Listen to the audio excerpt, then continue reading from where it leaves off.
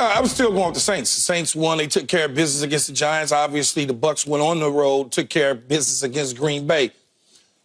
They both kind of control their own destiny. Yeah. They'll see each other. There's a tough matchup coming up for Tampa Bay with Jacksonville. Yeah. Although the Rams and the Saints on a Thursday night, both of them still in. It's at Rams. It is at Rams in a short week, but they're both in playoff contention. I just think, I like the Saints. I like them getting healthy again late in the season against the Rams, trying to win that game. But then Tampa playing Jacksonville. Jacksonville's trying to win their division, especially what just happened to them last night. So you know they're going to come out with their hair on fire. Maybe. It's a bad division from top to bottom. There's no question about it. But I got the Saints, the team that you don't want to see in the playoffs, because you, Skip, you don't want to go to New Orleans. No. You rather go to Tampa. I buy that. I agree with you. Go, Richard. Yeah, I disagree there, Key. I mean, I like New Orleans, but Tampa has beaten New Orleans the past 3 times. And they beat them in New Orleans already this season. They'll play them in Tampa Bay. Right now, it seems like David Canales and Baker Mayfield have a different rapport going on right now. Obviously, Mike Evans has his 1,000 yards. Chris Godwin, who got kind of publicly criticized by Todd Bowles a couple weeks ago, went for 155 yards on 10 catches this game, really responded to the challenge. People forget he was an all-pro in this league at one point. And so I just see this offense clicking at the right times defensively. The headline this week was Devin White getting benched for KJ Britt and that whole situation. And this defense responded. They played really well. They played really competitively. They flew around. And I think if they get hot at the right time, they're going to be a problem as well. But it's going to come down to that game against the Saints as who goes from the South. Yeah, Richard, you played at Tampa, obviously, with Devin White. What do you make of Todd Bowles just benching him? Well, I mean, the concern, the conversation that to understand was they said they would rotate him. They would rotate him, and they would start KJ Britt, but they'd bring Devin in and they flip-flop him. And Devin said he wasn't about that. I'm not I'm not a rotational player. Yeah. Not a rotational guy. I'd like to start and finish the game, which is understandable. He's been a great player in this National Football League. He's been a Pro Bowler. But clearly he's fallen out of grace with Todd Bowles in this defense for some reason. Yeah, interesting. Okay, so what I saw yesterday was a Baker Mayfield who played like the first overall pick, and he's capable of it. And I know one Tampa Bay insider very well, and they drove into Baker's psyche before the year started. Just live to fight another play. Don't try to win the game in one throw. Just, if it's not there, just check it down or throw it out of bounds, and let's try it again. And Baker looks like he's grown up a little this year because he's playing a little more mature football than he has in the past. And he does have weapons. And if we could see the 4 touchdown passes that he threw yesterday, one at a time, you can see how these weapons came to fruition. The first one, this is his best throw of the day to Mike Evans. Mike Evans just catches touchdowns. See, just every time you look up, he's catching another touchdown. Catching touchdowns left and right. This one's to Rashawn White, the back coming out of the backfield who can really catch it. This one's to the backup tight end, O'Keefe, who jams it in. And then finally, this one's to the kid, David Moore. David Moore, yeah. He's been like with 8 teams, and he can run. And he showed you he can run.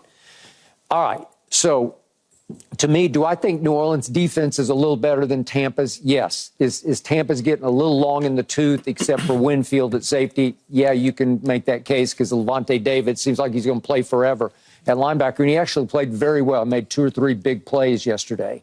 But I'll give you, Keyshawn, the edge with New Orleans on defense.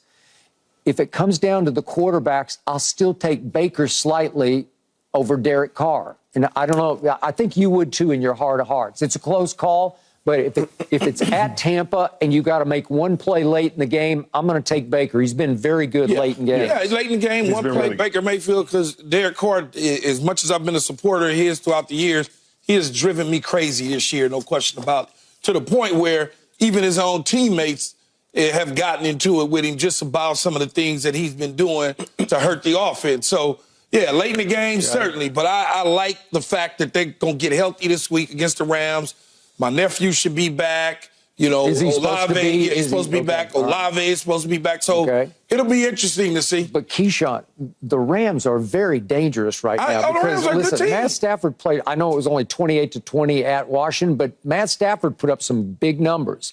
And No, that was here. Huh? They It was played here. I'm here. saying it was at Washington. Okay. Yeah, It's they played- 28-20. Yeah. Okay, but his And QBR it was looked good. Yeah. Go ahead.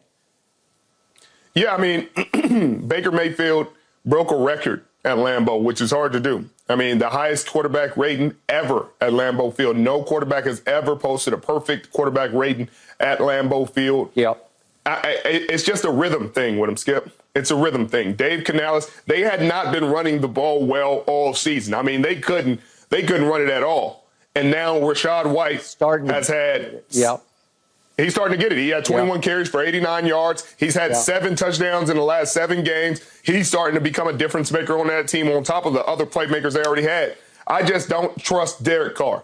And I like Derek Carr, great human being. No, but he's a Key, good guy. you and I both know he will throw the ball away. He'll throw the game away right when you need it. He'll panic. He'll flinch right in those situations. And unfortunately, it'll cost the team. That's why his teammates are coming at him. That's why they're frustrated with him. Yeah. Because at times, Jameis Winston will give him a better chance. At least he'll put the ball up to Chris Olave, to your nephew, and give him a shot at the ball. Yeah. I don't look. He has made me frustrated this year, no question about it. But unlike Skip, I'm not all of a sudden jumping off the boat with the Saints like he would do with the Cowboys when they start to teeter a little bit. I'm not doing that. I'm riding it. I picked them to go to the Super Bowl. Live or die with it. If they live or die with it, because what I will say is teams don't want to go to New Orleans and play in that first round, because New Orleans, no matter what anybody says, it's a hard place to play. Okay, I will give you that. But I'm going to throw one last stat at you that I heard during the Baker game yesterday at Lambeau. On 3rd and 4 or less, the Bucs lead the league in third down conversions on 3rd and 4 or less, because Baker is deadly on that down. In the past, you saw to David Moore that he broke. That was 3rd and 3.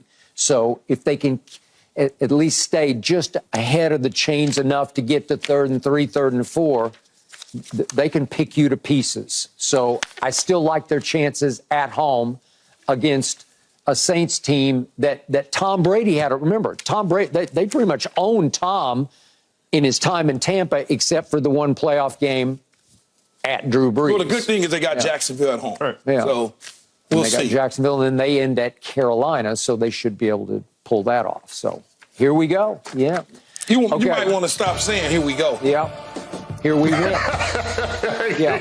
Speaking of that, I'm about to ask my man Michael Irvin to please talk me off the Cowboy ledge. I doubt he can. We'll see in a moment. No mercy, no mercy, no mercy.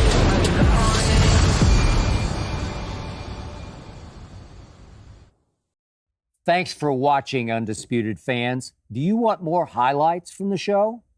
Make sure to click that subscribe button for all the exclusive content from Undisputed.